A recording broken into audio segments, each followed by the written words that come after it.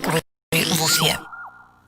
Когда пришли за евреями, я промолчал, потому что я не еврей. Когда пришли за коммунистами, я промолчал, потому что я не коммунист. Когда пришли за членами профсоюза, я промолчал, потому что я не член профсоюза. И когда пришли за католиками, я промолчал, потому что я не католик. А когда пришли за мной, некому было говорить. Это один из вариантов известной цитаты из выступлений немецкого пастора, одного из самых известных противников нацизма, Мартина Нимеллера. В эфире «Актуальное в деталях», передача о событиях, явлениях, процессах и людях, их творящих. Здесь мы разбираемся детально в том, что непосредственно касается каждого из нас и оказывает самое прямое влияние на жизнь общества. Меня зовут Айдар Ахмадиев. Это 5-й выпуск, 5-е «Актуальное в деталях». Как говорят некоторые деятели, в российской журналистике наступили темные времена. Правда, возникает логичный вопрос, а когда были светлые? Практически каждый день мы получаем информацию о журналистах, которые стали фигурантами административных и уголовных дел, а их жилища — объектом внимания правоохранительных органов.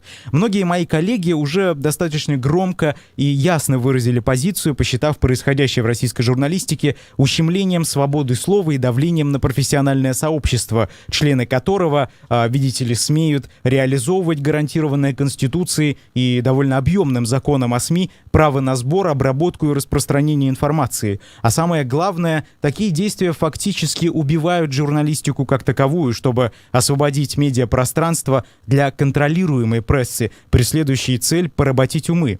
На протяжении этой длинной и сложной недели я не комментировал события, а переживал бурю эмоций безмолвно. Потом размышлял, какое будущее у меня и моих коллег по цеху в России. Конечно, выводы печальные, страх одолевает, но подчиняться ему, быть ведомым, пассажиром горящей колесницы, которая катится по известной дороге, спроектированной Данте. Свобода слова, безусловно, ущемляется. Давление на журналистов однозначно оказывается. Работать в независимом СМИ в современных реалиях России опасно. Иногда, я смею предположить, даже смертельно. Но в каком состоянии находится российская журналистика сейчас? Глобализация, интернет позволяют ли достигнуть того уровня гласности, какой подразумевается демократией? Изголодалось ли общество по настоящей журналистике, питаясь на протяжении многих лет пропагандой? О деле, так называемом деле журналистов, задержании на одиночных пикетах, обысках, журналистике в эпоху новой редакции Конституции, госпропаганде, ограничениях свободы слова и башкирской журналистике при Хабирове, и даже молодых журналистах в независимых СМИ, это и многое другое разберем детально на протяжении следующего часа. Во второй половине эфира вместе с приглашенными гостями, теми деятелями, которые находятся практически в самой гуще событий, имеют собственное представление, личную точку зрения, в формате очной ставки обсудим, каково положение дел в Башкирии, что очень важно, потому что мы находимся в составе России, и, конечно же, все явления и процессы в общественно-политической жизни страны, где бы они ни происходили, даже в Москве, как в данном случае, представляют для нас огромный, большой интерес. В очной ставке на этот раз примут участие журналист издания «Про Уфу», автор многочисленных журналистских расследований, человек, который не один раз сталкивался с давлением, попытками ущемления свободы слова, действиями, которые, как говорят некоторые, некого репрессивного аппарата в процессе профессиональной деятельности, Рамиль Рахматов. И второй гость Артем Валиев, шеф-редактор объединенной редакции «Башинформ», в которую входит несколько государственных СМИ Башкирии, в числе которых телеканал БСТ, некоторые радиостанции и целых 155 республиканских, городских и районных газет и журналов, и само информационное агентство «Башинформ». Один из главнейших принципов демократии – это свобода распространения информации. А вот составление различного рода списков, советов, которые должны принимать решения, какие средства информации хорошие, а какие плохие. Вот это, на мой взгляд, совершенно недопустимо. Это ничего общего не имеет с демократией. Почему? Потому что если мы хотим реализовать принцип свободного доступа информации к ее потребителям, то мы должны не закрывать административным путем что-то, не ограничивать что-то с помощью политических и административных структур. А если мы с чем-то не согласны, противопоставлять свою точку зрения, давая возможность зрителям, слушателям, пользователям интернета самим разобраться, самим принять решение, где правда, а где ее искажение. Такое представление о свободе слова как важном принципе демократии имеет Владимир Путин. Это запись, отрывок из его интервью телеканала Russia Today, данного в рамках визита во Францию в 2018 году для участия в памятных мероприятиях, посвященных столетней годовщине окончания Первой мировой войны. Свобода слова — это действительно важнейший принцип демократии, целью которого является осуществление гласности всех тех процессов, явлений и событий, которые имеют место быть в жизни общества. Но реальность часто противоречит написанному или сказанному. Я думаю, это для вас далеко не новость. Основываясь на свободе слова и гласности, функционирует настоящая независимая журналистика. К примеру, советское общество до перестроечного времени в большинстве своем не имело доступа к тем самым независимым источникам информации. Конечно, для тех, кто имел определенные привилегии или просто являлся находчивым человеком, работы независимых журналистов были в той или иной мере доступны. После прихода к власти Горбачева и начала так называемой перестройки, политики гласности, советское общество получило возможность потреблять огромное количество особой, необычной для того времени и для современников информации с экранов телевизоров, со страниц газет и журналов, из динамиков радиоприемников. Эта информация перестала быть похожа на оду властителям за их заслуги, некие подвиги и так далее. Теперь она содержала и критику. Советский человек получил свободу слова, узнал, что такое настоящая журналистика. Ведь цель ее — находить проблему, искать пути ее решения, доносить до общества идеи, предложения, анализировать события, явления или процессы под разным углом, смотреть на мир с разных ракурсов, а главное — быть связующим звеном между обществом и властями. Имеем ли мы это сегодня? Вопрос, ответ на который вы найдете у себя в голове. Я лишь скажу, что последние события в России очень похожи на преследование журналистов со стороны неких заинтересованных лиц. Только за июль произошло сразу несколько событий, которые, по словам некоторых общественных деятелей, можно трактовать как запугивание журналистов, давление на профессиональное сообщество, ущемление свободы слова. Это 8 обысков, административный арест и разные обвинения, вплоть до уголовных, Петра Верзилова, издателя «Медиазоны», задержание за государственную измену Ивана Сафронова, который на Медне стал советником главы Роскосмоса Дмитрия Рогозина, но долгое время до этого работал журналистом в «Коммерсанте» и «Ведомостях» и писал острые, между прочим, материалы. Обыск у Таисии Бекбулатовой, главного редактора интернет-журнала «Холод». Административный арест Ильи Азара, журналиста «Новой газеты», за одиночный пикет в поддержку недавно арестованного основателя паблика «Омбудсмен» полиции и последующее задержание журналистов за одиночные пикеты солидарности. Среди, кстати, этих журналистов были и сотрудники «Эхо Москвы». Продажа влиятельной газеты «Ведомости» и последующая смена руководства, в том числе и главного редактора. Новый главред, по словам журналиста «Ведомости», начал осуществлять цензуру. Также нападение полицейского на журналиста «Медиазоны» Давида Френкеля, обыски в редакции издания «БХ-медиа» у шеф-редактора Сергея Простакова, осуждение за оправдание терроризма Светланы Прокопьевой, журналистки «Эхо Москвы» в Пскове. Некоторые журналисты, политологи, политики, общественные активисты называют череду мероприятий, ставших почти ежедневными и направленных против российских журналистов, репрессиями из-за профессиональной деятельности. Мы попросили политтехнолога Андрея Потылицына прокомментировать происходящее. То, что у нас идет попытка причесать СМИ и прессу не первый год, это факт. Я бы не стал связывать это именно с той ситуацией, которая сейчас непосредственно на месяц-два вперед-назад от события, а вообще глобально в последние, положим, уже 6 лет. После крымских событий начались действия в отношении СМИ очень такие регулярные и с возрастающей жесткостью.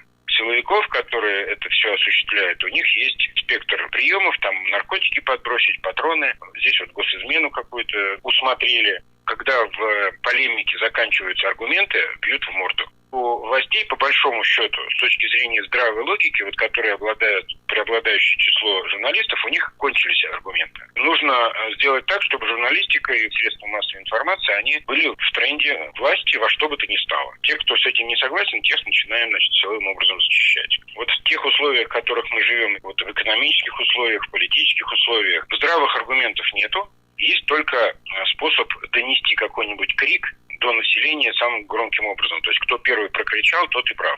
То есть, Соловьев и прочие товарищи, они занимаются этой пропагандой громким голосом. Соответственно, если есть какая-то альтернатива, это ослабляет их усилия. Альтернативой являются независимые СМИ, либо честные журналисты. Любые автократические режимы, любые диктатуры, любые узурпации власти, они рано или поздно заканчиваются. Кто-то держится 5 лет, кто-то 10 лет. Закончится все обязательно этим. Но когда журналистской среде, среди СМИ, я думаю, что сейчас все будет хуже и хуже некоторое время. Все люди, значит, всем хочется есть, у них есть дети. Большинство журналистов, конечно, этот сигнал уловят. Коллеги по цеху, журналисты как независимых, так и даже государственных СМИ, как я уже говорил, выходят на одиночные пикеты в поддержку осужденных и угнетенных, тех, кто совсем недавно сидел за соседним столом в редакции и выполнял обязанности журналиста, за что, возможно, стал фигурантом административного или уголовного дела. Акции солидарности прошли не только в Москве, но и, например, в Уфе. Правда, тех, кто выходил на одиночные пикеты в столице страны, незаконно задерживали сотрудники правоохранительных органов. Я задался вполне логичным, на мой взгляд, вопросом. Неужели, задерживая пикетчиков, то есть даже не участников каких-то массовых мероприятий, власть может подавить волну негодования? Разве именно такие действия не являются неким пиаром для тех, кто получил за законный, гарантированный Конституцией одиночный пикет возможность провести несколько часов в автозаке или даже 15 суток в камере? Может быть, было бы логичнее просто проигнорировать? На мой вопрос отвечает снова Андрей Потылицын. Вы рассуждаете с точки зрения практичной логики здорового государства. Незначительность проявления всегда можно компенсировать игнорированием. То есть вышел один человек с плакатом, и, в общем-то, на него, наверное, никто не обратит внимания, если он не нарушил никаких формальных правил и так далее. Но нездоровое государство имеет нездоровые реакции. Оно полагает, что чем больше будет пресекания вот этих вот событий, тем больше граждане на это обратят внимание и тем больше будут бояться. То есть у них некая парадигма страха заложена в их действиях. То есть вот ответ на ваш вопрос. Да, это было бы логично, но они логикой не руководствуются. Вот в чем дело. В процессе подготовки к эфиру я поговорил с большим количеством моих коллег, как из региональных изданий, так и федеральных. По словам многих из них, преследование журналистов, которые мы наблюдаем сегодня, может быть неким инструментом запугивания тех, кто продолжает работать в независимых СМИ. Но среди тех, кто хочет заниматься настоящей журналистикой, искать ответы на сложные вопросы, тянуться к истине, рискуя, кстати, благополучием и своим, и близких, немало молодых людей, студентов или вчерашних выпускников, выбравших нелегкий путь, отвергнув возможность не задумываться о последствиях стремления к правде и справедливости. Мы поговорили с журналистом МБХ Медиа Викторией Ли об обысках в их редакции, как говорят представители органов, по делу ЮКОСа многолетней давности, преследование журналистов в России и о том, что чувствует молодая девушка, на Медне выбравшая направление своей деятельности, когда впервые сталкивается лицом к лицу с неожиданной реальностью. Если мы говорим действительно о ребятах, которые вот буквально вчера выпустились из университета, до этого не работали в журналистике, для них это обычно может быть шоком, что кого-то могут задерживать, обыскивать, могут возбуждать уголовные дела, фальсифицировать их. А для человека, который не был вовлечен, это сначала шок. Но если ты работаешь уже какое-то время, понимаешь, что такие реалии, и постепенно ты к этому привыкаешь. Но, конечно, градус недовольства, может быть, со временем снижается, какая-то, наверное, толерантность появляется к несправедливостям, в том числе по отношению к журналистам. У всех, наверное, есть какие-то свои пределы. Вот, например, когда было дело Ивана Голунова, все, конечно, были очень шокированы. Даже те, кто многое повидал, были очень возмущены, потому что там все-таки было такое достаточно беспрецедентное дело, и это многих затронуло вне зависимости от того, сколько лет они в профессии. В нашей редакции в основном люди именно моего возраста, это 20 плюс-минус лет ребята. Но я бы сказала, что люди нашего возраста интересуются общественно-политической жизнью. В Москве, по крайней мере, точно. Я как раз-таки вижу больше именно молодых людей среди корреспондентов. Такие мероприятия, как были у нас в пятницу, имею в виду обыск у нашего шеф-редактора и в нашей редакции, они в какой-то степени закаляют и подстегивают. Конечно, это неприятно, может быть, даже страшно, когда такое происходит, и ты не знаешь, что будет дальше. Но адреналин подстегивает, дает, наоборот, какой-то толчок работать больше, сплоченнее. Я бы не сказала, что наше поколение предпочитает свободу деньгам. Тут все, мне кажется, очень индивидуально. И, может быть, у нас такое когнитивное искажение только потому, что мы общаемся в определенных кругах с определенными людьми. Ты думаешь, вот мои знакомые все делают такой выбор, значит, наверное, все люди нашего поколения делают такой выбор. Но я так не думаю. Мне кажется, наверное, будет хуже. но независимые издания, я надеюсь, все еще будут, и, может быть, уйдут одни, придут другие, но я очень надеюсь, что будут. Ограничение свободы слова — преступное деяние, за которое можно получить серьезное наказание. Но, кажется, российские законодатели не всегда четко понимают, какие действия приводят к ограничению этой свободы. Некоторые из них, их инициативы, многие из которых получают одобрение, переквалифицируются в действующие законы, потенциально опасны для демократии. К примеру, сомнения вызывает закон о распространении недостоверной информации, тот самый fake news, который можно использовать в качестве легального инструмента цензуры, или закон о неуважении к власти. Практика применения последнего, я думаю, тоже сомнительна. В Башкирии фигурантом административного дела из-за распространения фейковой информации стал главный редактор ПроУФУ Тимур Алмаев.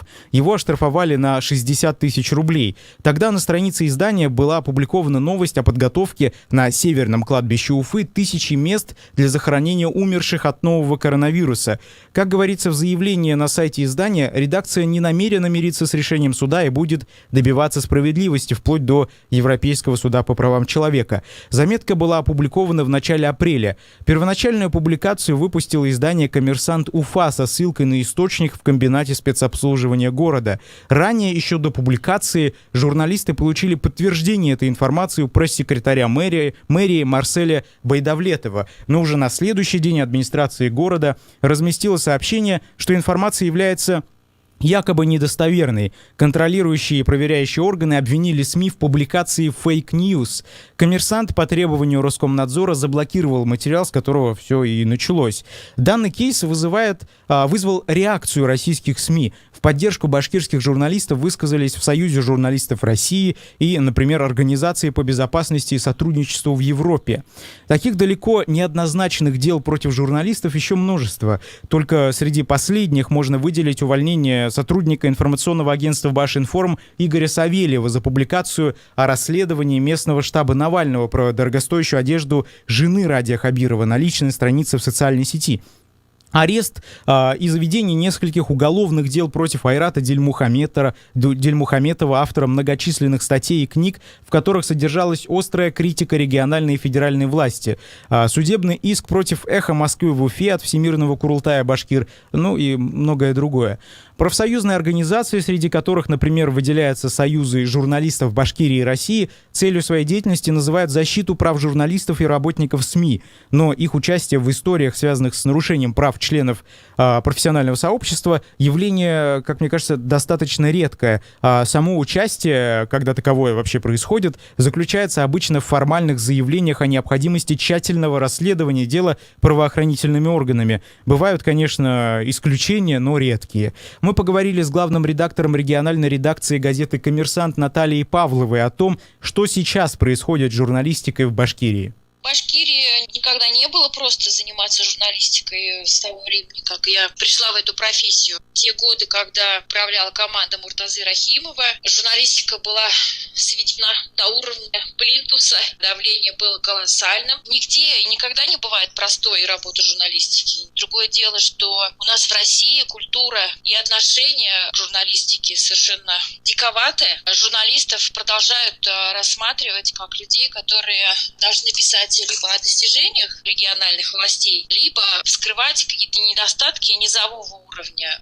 Когда речь идет об указании на системные недоработки, на факты коррупции среди чиновников класса выше среднего, то это вызывает, конечно, очень сильную аллергическую реакцию. И любые трактовки даже экспертов могут подвергаться критике со стороны ньюсмейкеров или оппонирующей им стороны. То, что в последнее время происходит в стране, это явный курс на закручивание гаек. И, как выразились мои российские коллеги недавно, устранение любых помех для создания такой благополучной такой картинки всеобщего благолепия в стране. У нас в Уфе за последние годы сформировался довольно крепкий круг моих коллег, в том числе журналистов либерального толка и не очень, которые готовы постоять за себя и друг за друга. Конечно, если такое давление и такое воздействие, которое мы видим в Москве на журналистов, будет применено здесь, я имею в виду вмешательство силовых структур, обыски, вызов на допрос, если это приобретет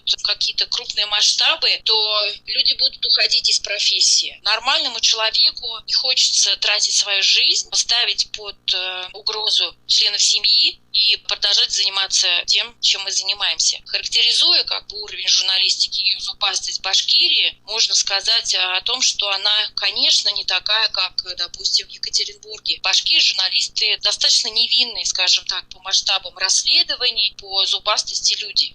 Очень много последних законов, которые были приняты Российской Федерацией и рассчитаны на оказание давления на граждан. Последние инициативы Госдумы, на протяжении последних 6-7 лет, все, что происходило после Болотной площади, это, конечно, тренд на закручивание гаек в отношении гражданских активистов, гражданского общества, тех людей, которые не согласны, то есть на протестную часть населения. Реальность, с которой приходится сталкиваться журналистам современной России, пугает и может стать причиной смены направлений деятельности. Я уверен, страна теряет из-за определенных людей, не желающих жить по принципам демократии и расширяющих свою личную свободу до той меры, когда она начинает ограничивать свободу других людей, блистательных специалистов, потенциальных героев эпохи теряем. А некоторые из таких журналистов уходят не насовсем, а в так называемый журналистский андеграунд, анонимные телеграм-каналы. Но справедливости ради стоит отметить, что некий уровень свободы слова в регионах и в России в целом сохраняется. В медиапространстве в Башкирии, например, глаз внимательного читателя может заметить и отголоски независимой журналистики. Правда, ключевое слово «внимательный». В России, как мне кажется, нет культуры потребления информации, а причиной этого стали некоторые исторические процессы. Мы поговорили с доктором филологических наук, профессором, автором многочисленных научных работ в области журналистики и массовых коммуникаций Валерием Пугачевым об этом. У нас утрачена культура чтения. У нас сохранилась и культивируется культура партитурного чтения, то есть просматривания новостей в интернете.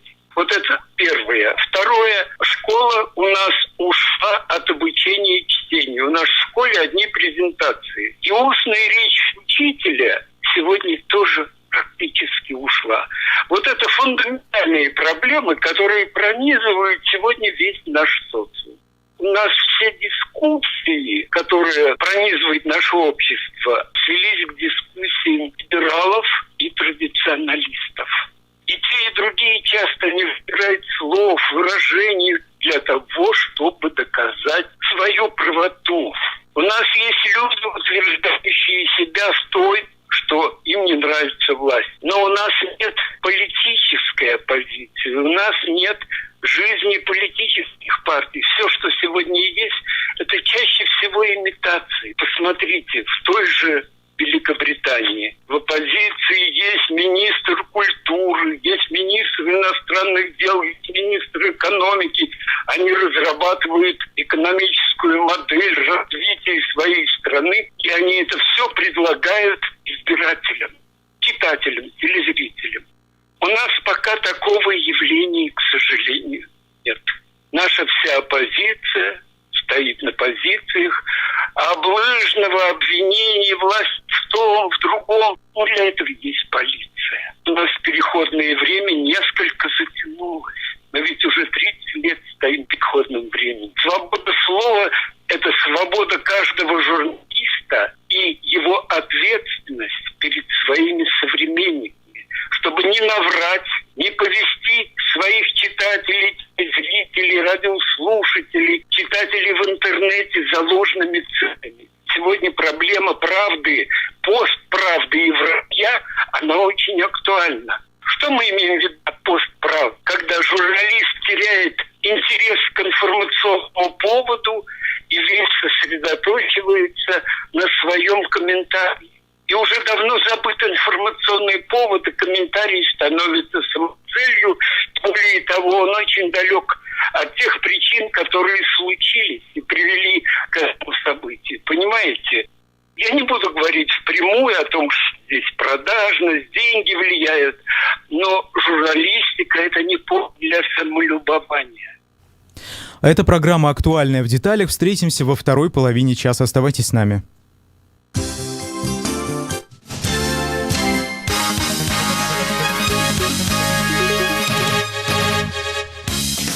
12:30 в Москве. Здравствуйте, в студии Константин Мирошников. На Эхе новости. Журналисты кремлевского пула записали видео в поддержку Ивана Сафронова. Сегодня ему должны предъявить обвинение в государственной измене. Корреспонденты различных изданий потребовали, чтобы следствие предоставило обществу доказательства по делу их коллеги. Между тем, то, что сейчас вменяется Сафронову, звучит странно. Такое мнение в эфире телеканала Евроньюз высказал бывший главный редактор «Коммерсанта», где ранее работал Сафронов, Михаил Михайлин. Дело касается 2017 года. Если я правильно понимаю логику обвинений, факт передачи каких-то материалов каким-то образом состоялся в 2017 году, через 5 лет. А 5 лет он что делал? Он что, ничего не передавал? Зачем нужен агент, который никому ничего не передает? Это не сигнал, это тенденция. Это факт жизни журналистов в России. Что да, в любую секунду такое может произойти. Песков с Иваном близко знакомы, и Песков всегда отвечал Ивану на его звонки.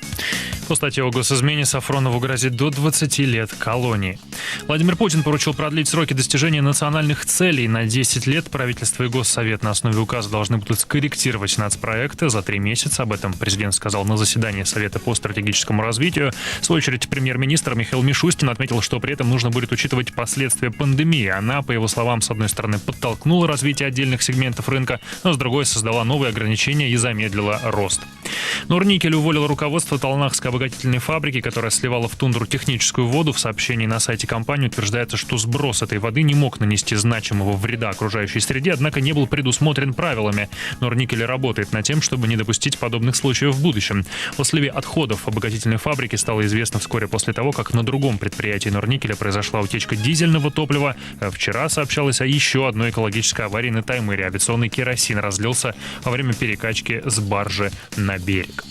Азербайджанские военные погибли в ходе столкновений на границе с Арменией. По данным Министерства обороны, речь идет о 3 солдатах, 2 из которых были убиты при отражении атаки противника. 1 был ранен и скончался уже в госпитале. О боях на границе ранее сообщали и в Ереване, и в Баку. Обе стороны обвиняют в инциденте друг друга. По версии Азербайджана, потери есть и с армянской стороны, однако там это отрицают. Последнее крупное столкновение в регионе до этого произошло в конце мая на линии соприкосновения в Нагорном Карабахе. Япония потратит более $3,5 миллиардов на ликвидацию последствий наводнений и оползней. Премьер-министр Синдзо Абе пообещал, что власти сделают все необходимое для скорейшего восстановления регионов, пострадавших от удара стихии. По последним подсчетам, жертвами ливневых дождей стали более 70 человек, еще 150 числятся пропавшими без вести. В зоне стихийного бедствия продолжаются поисково-спасательные работы. Местные метеорологи предупреждают, что дожди не прекратятся, по крайней мере, до завтрашнего дня. О погоде в столице: плюс 24 градуса сейчас в городе, пасмурно, давление 744 миллиметра ртутного столба. В течение дня до плюс 26 кратковременный дождь. Завтра похолодает, около 20 градусов тепла, местами осадки и гроза. Константин Мирошников, служба информации, Эхо Москвы. 3, 2, 1. Реклама. Квартиру выбирай с умом. В новом умном доме на Злобина кондиционер в каждой квартире. Сплит-системы мировых производителей Балу и Энерголюкс. Бесшумные, всего 24 децибела, и мощные, 4 скорости потока воздуха. Интеллектуальный климат-контроль iFeel. Бережливое потребление электричества. Новый умный дом. Выбирай с умом. Звони 280 10. 280 10. Застройщик ООО «ИСК Стройфедерация». Проектная декларация на сайте наш.дом.рф.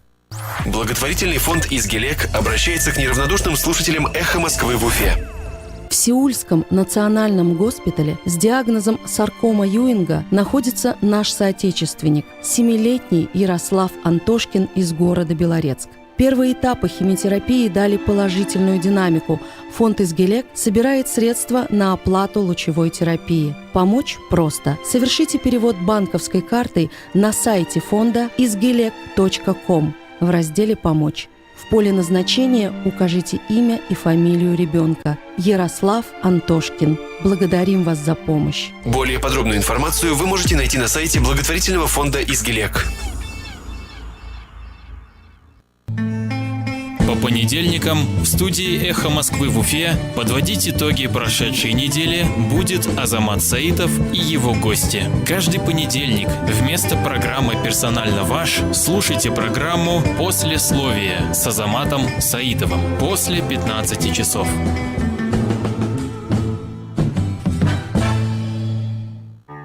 Телефон рекламной службы «Эхо Москвы» в Уфе. 216 35 99.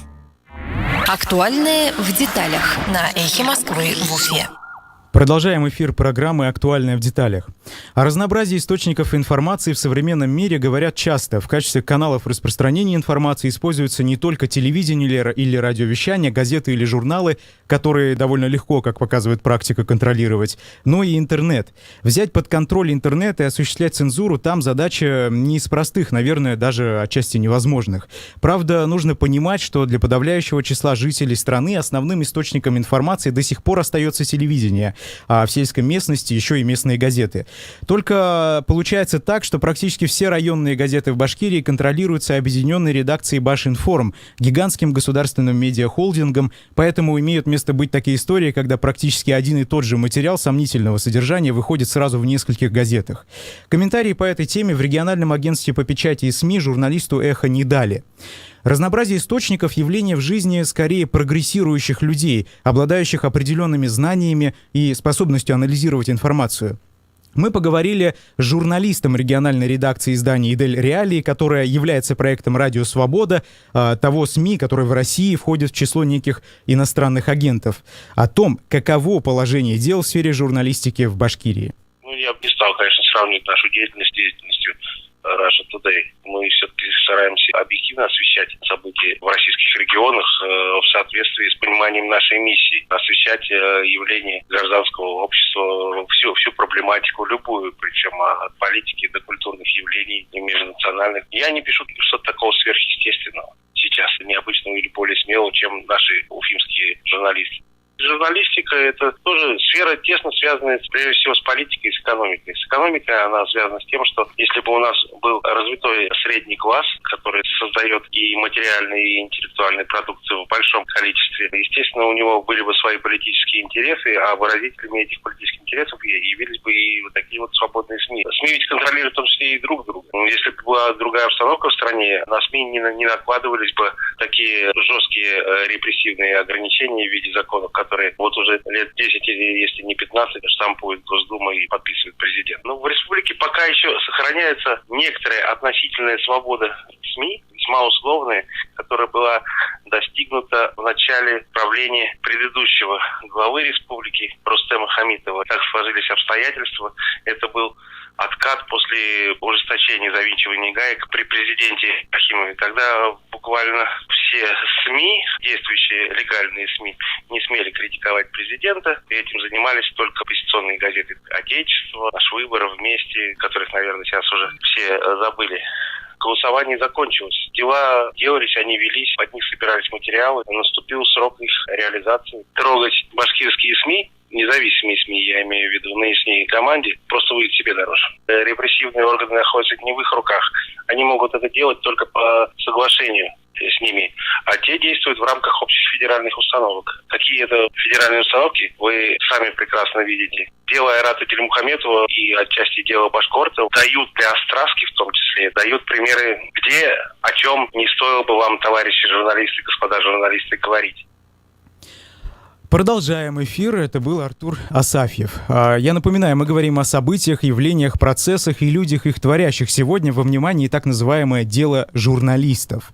Мы начинаем рубрику «Очная ставка». С одной стороны, журналист издания «Про Уфу», автор многочисленных журналистских расследований Рамиль Рахматов. Рамиль, здравствуйте. Добрый день. С другой стороны, Артем Валиев, шеф-редактор объединенной редакции Башинформ, в которой входят несколько государственных СМИ Башкирии. Здравствуйте, Артем. Здравствуйте. Я напоминаю правила нашей беседы, нашего диалога. У каждого будет по 2 минуты на выражение собственной позиции по сегодняшней проблеме. Также по 2 минуты на ответ на один и тот же вопрос, который подготовил я для вас. И по 2 минуты на возможность ответить на вопросы друг друга, если таковые вопросы у вас возникнут. Друзья, я напоминаю, у нас проводится голосование. Мы запускаем его, итоги которого приведем в конце эфира. Призываем голосовать за мнение, которое вам ближе. Отдать свой голос можно лишь один раз, поэтому предлагаю не спешить и выслушать аргументацию каждой стороны. Напоминаю, вы голосуете не за человека, а за его аргументы. Итак, быстренько напомню телефоны для голосования. Если вам ближе позиция Рамиля Рахматова. Звоните по номеру телефона 262 72 47. Если же вам ближе позиция Артема Валиева, ваш номер телефона 262 72 48. Голосование. Процесс пошел. Итак, я думаю, давайте начнем с Артема. Раз у нас всегда гости начинают вот с того места, на котором сейчас вы сидите, у вас есть 2 минуты на выражение собственной позиции по проблеме. Преследование журналистов. Есть ли оно сейчас? Что у нас со свободой слова в России? Все ли ухудшается, улучшается и так далее? Вы, как представитель государственных СМИ, давайте 2 минуты, поехали. Во-первых, хочу сказать, что преследование журналистов в нашей республике, его нет. Если мы говорим конкретно к нашему региону, в привязке. О тех федеральных историях, о которых вы говорили ранее, да, в первой части эфира, по ним ситуация разная. Мы знаем там дело Голунова, которое рассыпалось в прошлом году благодаря тому, что все журналистское сообщество и в регионах, и в центре сплотились, начали активно продвигать, и был резонанс, который позволил, по большому счету, раскрыть ту составляющую, да, подноготную это дело. Дела нынешние, которые еще там не дошли до суда, мы не знаем фабулу, там даже часть дела закрыта, поэтому их как-то комментировать, рассуждать по ним пока, наверное, бессмысленно. Но с учетом того, что резонанс уже был, и в регионах был, в том числе у нас одиночные пикеты проходили, это позволяет надеяться на то, что эти дела тоже будут рассмотрены досконально и как положено. С другой стороны, журналист — это не индульгенция. Журналист — это скорее профессиональные риски. То есть человек, когда идет, выбирает осознанно эту профессию, он понимает, что в его работе могут быть не только какие-то благоприятные моменты, но он может также столкнуться с рисками. Не только со стороны государства может быть преследование журналистов. Преследование журналиста может быть со стороны, там, не знаю, криминальных элементов, если он пишет там на криминальную тематику. А со стороны крупного бизнеса, который имеет серьезные лоббистские возможности на уровне там федерального центра. То есть преследование журналиста, военные журналисты, они вообще без оружия идут в каске и сознательно рискуют благодаря тому, что они выбрали эту профессию. 15 Это нормально. секунд. Поэтому здесь, подытоживая, говорю, что 10. профессия журналиста, она была опасна не только сейчас, но и ранее. Поэтому это осознанный выбор каждого, кто работает. Это было мнение Артема Валиева, шеф-редактора объединенной редакции Башинформа. Если вы голосуете за его мнение, звоните по номеру телефона 262 72 48. Рамиль, теперь ваша очередь, 2 минуты на выражение позиции, говорит Рамиль Рахматов. Поехали. Соглашусь с Артемом в части того, что действительно это на самом деле не индульгенция, это ответственность, это осознанный риск. Совершенно верно. Здесь аргументы Артема вполне верны. Однако я не соглашусь принципиально с тем событием, что у нас в республике нет преследования журналистов. Сейчас я поясню, но изначально, если исходить из федеральной повестки. Дело Голунова и последующий некий откат, когда даже, скажем, как пострадавшие отрасли включили опять же СМИ, это все происходило, напомню, перед всероссийским голосованием по Конституции. Соответственно, никто в этот период не хотел ссориться с СМИ, а наоборот хотел показать свой такой тренд на поддержку и так далее. Голосование прошло, и сейчас уже можно включить обратный тренд, тем более, что голодные злые силовики, которые, условно говоря, накопили это, они включаются. Действительно, там по делу, если журналисты коммерсантам говорить, там действительно вещь такая, что мы не можем пока без полной объективной картины где-то там рассуждать, но дело Верзилова, дело Прокопьева и прочее говорят о том, что тренд именно на сжатие свободы слова, он есть. Теперь говорить, если о республике. Я, например, могу сказать, что первая же моя статья в бонусе в 2012 году обернулась попытку уголовного преследования по 128 прим.1. Я к этой статье сейчас об уголовной клевете уже сейчас к ней даже привык. Не бывает там полугода или квартала, когда по этой статье на меня заявления не пишут. Видите, я на свободе и не осужден. Результаты, да. Второй момент скажу, что есть тренд на преследование. Прошлый год, полгода прошлого года, целая следственная группа из 4 следователей СК каждый день докладывалась по тем вещам, по ложному доносу, и дело было возбуждено, на меня вели. Поэтому, отвечая на главный вопрос, стало ли у нас за последние годы в республике со свободой слова и цензурой хуже, я могу однозначно ответить, что стало хуже. Это было мнение Рамиля Рахматова, журналиста издания «Про Уфу». Если вы голосуете за это мнение, звоните по номеру телефона 262 72 47. Ну, знаете, дело в том, что вот, Артем, когда вы отвечали, почему-то я либо пропустил мимо ушей, либо, в принципе, вы не ответили на мой вопрос, стало лучше или хуже. Да, хорошо, мы это еще обсудим, когда у нас останется время на это. Теперь мой вопрос один и тот же. Я в первой части, да и во второй в начале говорил о том, что основным источником получения информации для россиян является телевидение, пока что остается телевидение. Мы знаем, что на телевидении, это мое личное мнение, нет независимой журналистики совершенно. Конечно же, я там могу выделить телеканал «Дождь», но к нему доступ платный, да, там определенную абонентскую плату надо платить за это. Вот таков вопрос. Артем, давайте вы первый ответите. Все-таки, учитывая то, что независимой журналистики на телевидении нет, в газетах и журналах ее практически нет, за там некоторым исключением, вот это вообще нормальное положение вещей? Если нет, то как исправить? Если да, то почему нормальное? Вот такой вопрос. Я бы не согласился с тем мнением, что телевидение — основной источник информации. Сейчас уже давно телевидение отошло на второй план, и все-таки интернет, он проник практически в каждый дом, и охват очень большой у нас в республике. Это статистические данные, это не мое какое-то мнение. Телевидение, может быть, это тот рупор, которому чуть больше доверяют, чем всему остальному, и особенно люди более старшего возраста, да, привыкли смотреть и доверять телевидению. С учетом того, что это очень затратная вещь, телеканал, его содержать может только какой-то очень такой богатый учредитель. Да? Это может быть либо государство, у которого есть бюджет, либо какой-то предприниматель серьезный, занимающийся крупным бизнесом. У нас есть, например, такой телеканал РБК, принадлежащий бизнесу. Зависимые они или независимые от учредителей, ответ однозначный. Все СМИ зависят от учредителей. Но с учетом того, что учредители разные, каждый, значит, преследует свою цель, каждый определяет свою информационную политику. Главное в этом вопросе обеспечить доступ жителей к разным источникам информации, с тем, чтобы они посмотрели одну точку зрения, вторую, третью, послушали «Эхо Москвы», почитали в интернете об этом и сделали свои выводы. Тем более сейчас очень большая конкуренция за внимание. То есть вот для того, чтобы ваш слушатель находился хотя бы там 20 минут, да, и не переключал радиостанцию, нужно очень хорошо постараться, да, вам как ведущему и авторам. Поэтому здесь вывод все-таки один. Источников информации много, выделять какой-либо один я бы не стал. 15 секунд. Человек, который хочет узнать информацию разной точки зрения, имеет такую возможность. Это означает отсутствие цензуры. Есть доступ к разным СМИ, к разным источникам информации. Есть телеграм-каналы, это вообще альтернативная история, если хочешь, читай там. Хорошо, ну, я от себя добавлю, кстати, это было мнение, позиция Артема Валиева. Если вы голосуете за эту позицию, звоните по номеру телефона 262 72 48.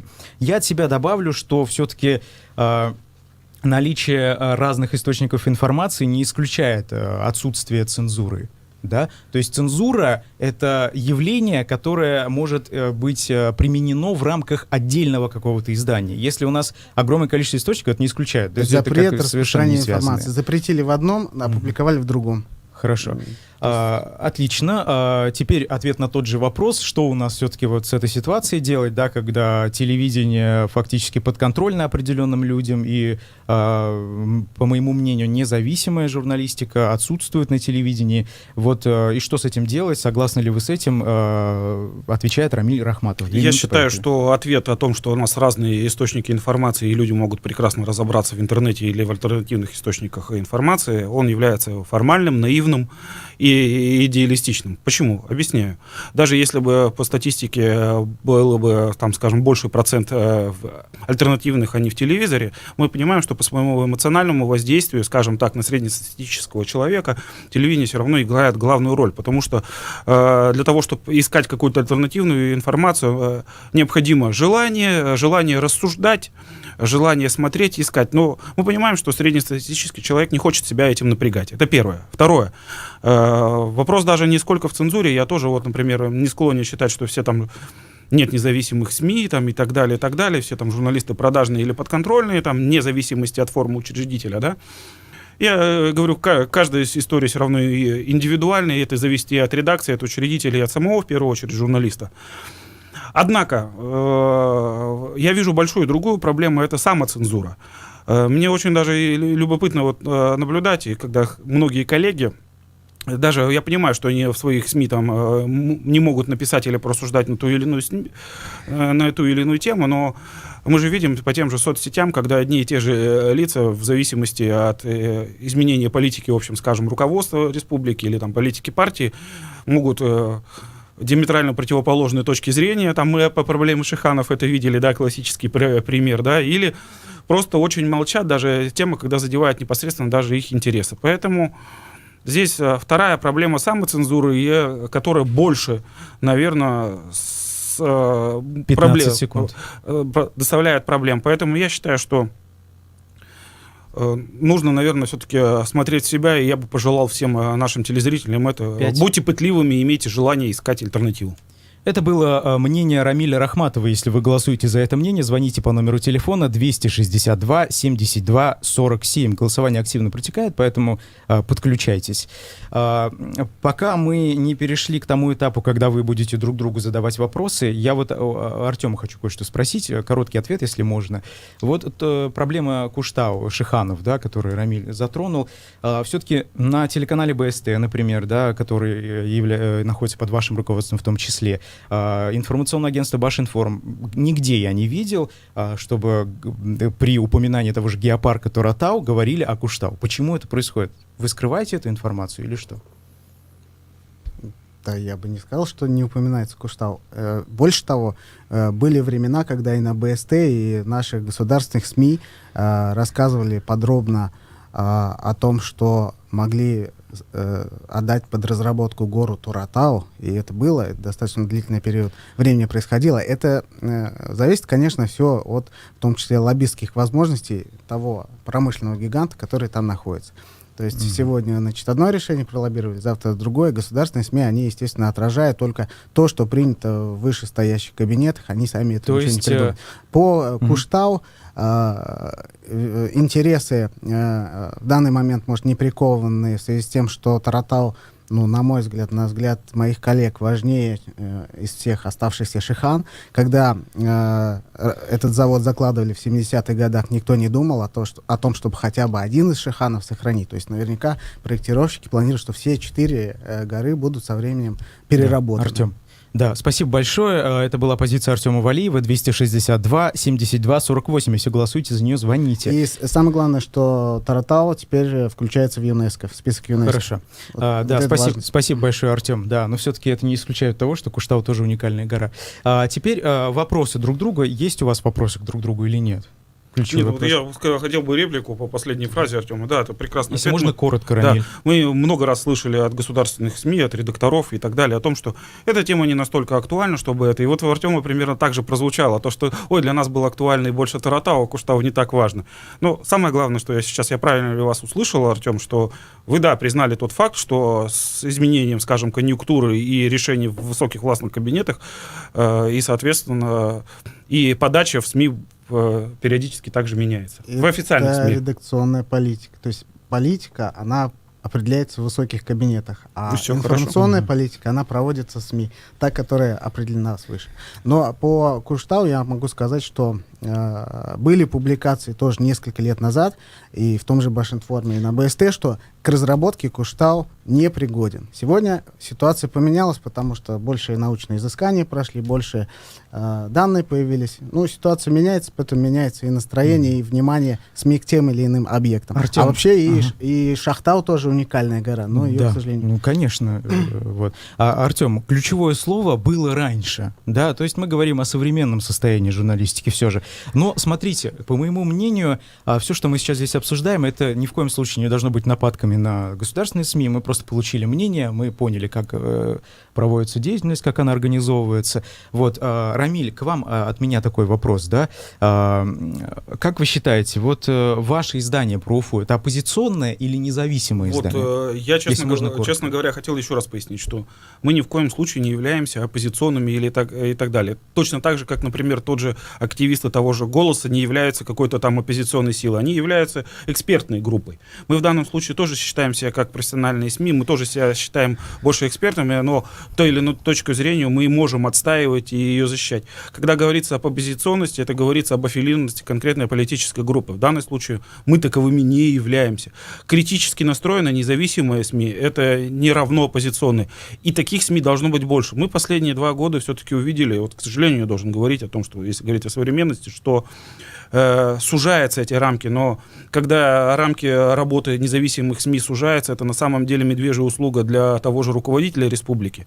Руководитель республики не нуждается, он достаточно сильный и разумный человек, который, в принципе, может принимать решения на основе не только красивых картинок, которые ему даются, скажем, официальных СМИ, но и на негативные картинки, которые даются и нашим. В данном случае мы санитары леса, мы нужны.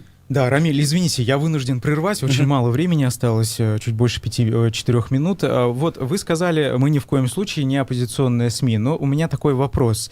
Почему тогда в материале про «Эхо Москвы» недавнем, про Уфу, было написано изначально, что «Эхо Москвы» — это оппозиционные СМИ? Вы считаете его оппозиционным? Я не считаю, я не автор этой статьи. Более того, что здесь, может быть, действительно, моя коллега там высказалась некорректно достаточно, но, тем не менее, несмотря на, там, скажем так, возмущение вашего главного там редактора и так далее, он не пояснил, где в статье конкретные неточности. В статье причем все точно. Оппозиционно — это не ругательное слово? Да. Так-то. Нет, ни в коем случае, да. Понятное дело. Просто мы тут пытаемся понять роли, да? У каждого свой учредитель, своя позиция. Это было мнение Рамиля Рахматова, 262-72-47. Если голосуете за него, время поджимает, поэтому вы можете уже сейчас, в принципе, голосовать те, кто ждал этого момента.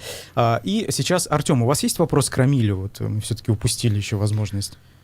Если можно, коротко. Я небольшую реплику. Вот Рамиль говорил о том, что у нас самоцензура есть у журналистов. Это да, это бич, это не только сегодняшнего дня, всегда это было. В советское время у журналистов очень сильная самоцензура. Но сейчас у журналистов, в том числе государственных СМИ, прежде всего, появляется не только самоцензура, но и самосвобода, так если можно выразиться. То есть мы даем журналистам максимально широкие возможности. Вы это Башинформ? Да, да, наш холдинг, по крайней мере, за свой холдинг мы отвечаем. Извините. Они вышли тоже в одиночные пикеты. Представители БСТ, представители РБК, это, вы знаете, да, вице-премьер-министр. Артем, извините, пожалуйста, да, я вас прерву. Соответственно, это люди, которые свободно выражают свою позицию, в соцсетях они пишут. И да, хорошо, вот я зацеплюсь за это, да, как очень наглый журналист, да. Игорь Савельев. Человек, который работал у вас в Башинформе и был уволен фактически за то, что опубликовал на личной странице в Facebook сообщение про жену Радия Хабирова. Он заявление об увольнении по собственному желанию. Мы знаем, как пишется заявление об увольнении по собственному желанию. Было ли это? Насколько мне известно, я непосредственно в его увольнении никакого участия не принимал, но, насколько мне известно, он давно собирался переехать в Москву, это совпало. По его словам, он недавно мне давал интервью, все-таки это ускорило процесс увольнения. Возможно, ускорило, но это не было увольнение такой вот... То есть он мог продолжать работать?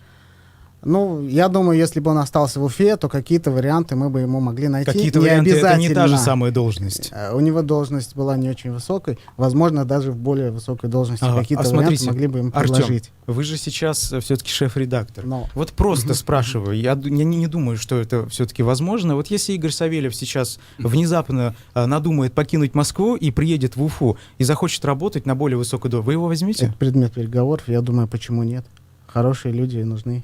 Хорошо. Мы с удовольствием возьмем там из вашей редакции, взяли бы нескольких человек, если вы согласились. Поэтому тут никакого нет, абсолютно никаких ограничений. Хорошо. Это было мнение Артема Валиева, 262-72-48. У нас осталось чуть больше минуты. Я думаю, можно подвести все-таки итог. И вот какой итог. Так, 80% наших слушателей проголосовало за мнение Рамиля Рахматова. Сегодня это мнение побеждает по, мнению наших слушателей. 20%, соответственно, за мнение Артема Валиева. Спасибо вам большое за участие. В принципе, я думаю, это очень важно. Вот так вот у нас круглый стол как раз, да, собираться представителям, так сказать, независимых СМИ и государственных. Это очень важно, вести диалог, потому что все-таки это один из принципов демократии и так далее. Меня зовут Айдар Ахмадиев. С вами была передача «Актуальная в деталях». Если вы не успели прослушать первую часть, можете это сделать на нашем официальном сайте или на YouTube-канале, на странице в Facebook. Всем хорошего дня, до свидания. Мы говорили о преследовании журналистов в России. Всего доброго. До свидания. До свидания.